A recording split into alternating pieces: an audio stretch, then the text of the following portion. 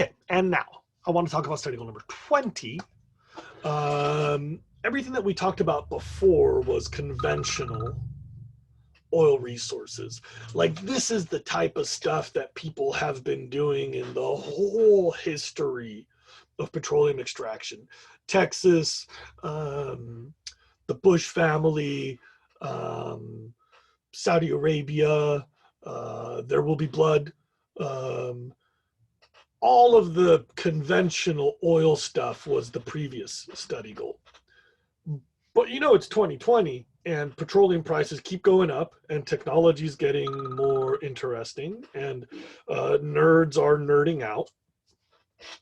So there's now a new grade of petroleum. I'd like to discuss that because it's a growing market. It's an interesting topic. It's the future of petroleum. Number 20 is about what we call the continuous resources.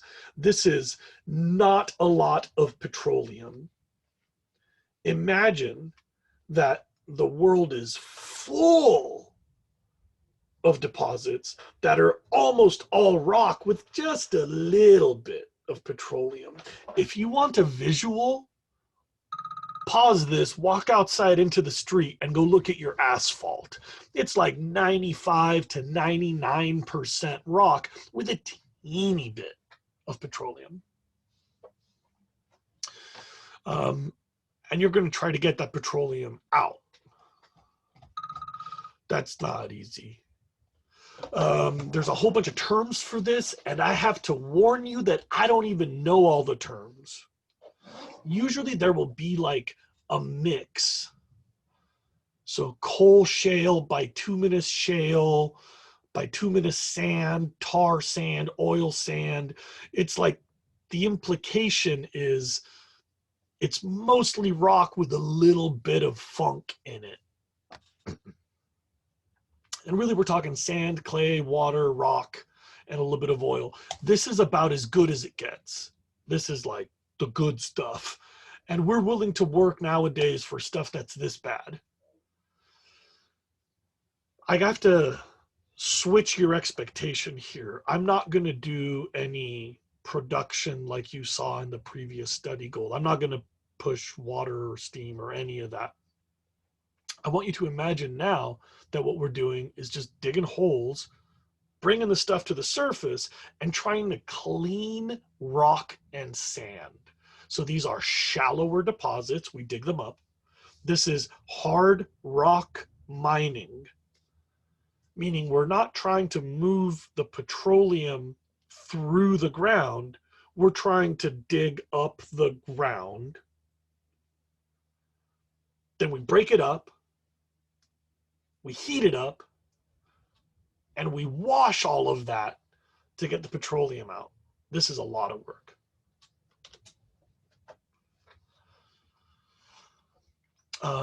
For the continuous deposits, we build these giant processing plants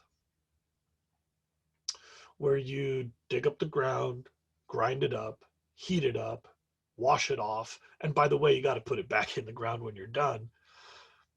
Hopefully you get some of this, which is like some solvent. It's like washed petroleum. Imagine like Dawn soap, like washing off asphalt, and then you filter the Dawn soap to get the petroleum out.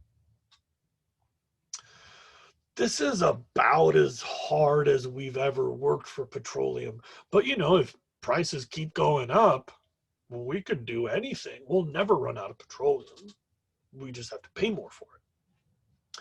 There was a moment a few summers ago, your parents probably canceled a road trip during the summer when you were a child, first or second grade. And there was this one summer where petroleum prices went up to like $124 a barrel, world record. Like today, I think it's $30. But for a blip there, it was just so expensive. I remember where we were in the summer up in the Sierra, we were paying $5.29 for a gallon of gasoline. $5.29, that's a lot. And if people are paying that much for petroleum, maybe we do this. we have to clear up a couple of details that are noteworthy. This isn't easy. It's not pretty. This is the most energy intensive type of petroleum extraction. And you got to know that, the most energy intensive. Because, I mean, think about what you're doing. You're playing with rocks. You have to dig them up. You got to move them. You got to grind them. You got to heat them. Then you got to do all this fancy fluid chemistry stuff. And then you're still dealing with rocks. You got to put them back in the ground and cover it up. And like all this uses giant machinery. So it's like big crane and big grinder and big fire and big furnace and big wheels. So the estimate that we say for this is that you're using 7 barrels of petroleum to make 8. So when you get those 8 out of the ground, these are to pay off your debt, and all you get is the 1 to sell. That's a ratio of 7 to 1. In other words, that's a ton of money to get a really small return, and that's not really worth it unless you know prices are going to stay high.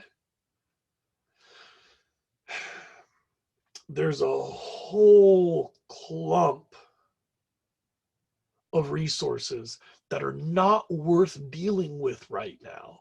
They're just too much dirt, not enough petroleum at today's prices. But if prices go up or we can shave off some cost, maybe it becomes worth it.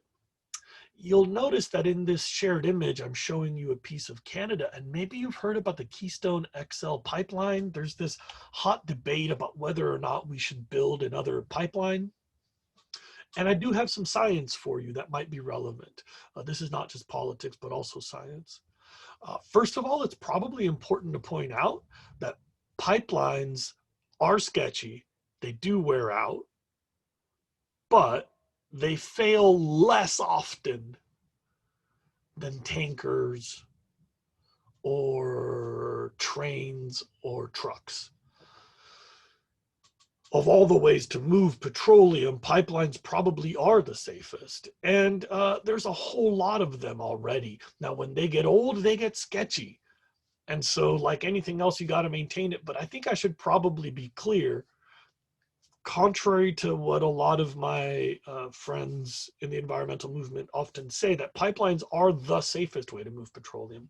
The real fight is not about whether or not we should use the pipes to move it, but whether we should build this pipe, because if we do build this pipe, it's going to allow more continuous extraction.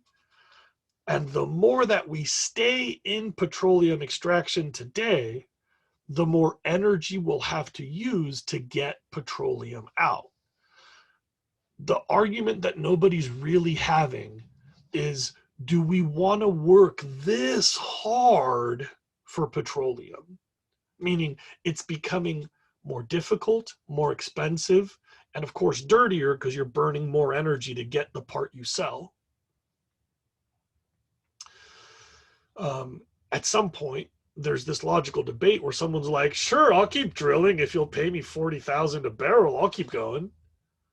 And there's probably somebody else on the scene who's like, yeah, whatever, I'll pay $40,000, I don't care. But the social decision that we have to make about petroleum is, how hard are we willing to work? Because that means how much we're willing to spend, and that also means how dirty we're letting it get.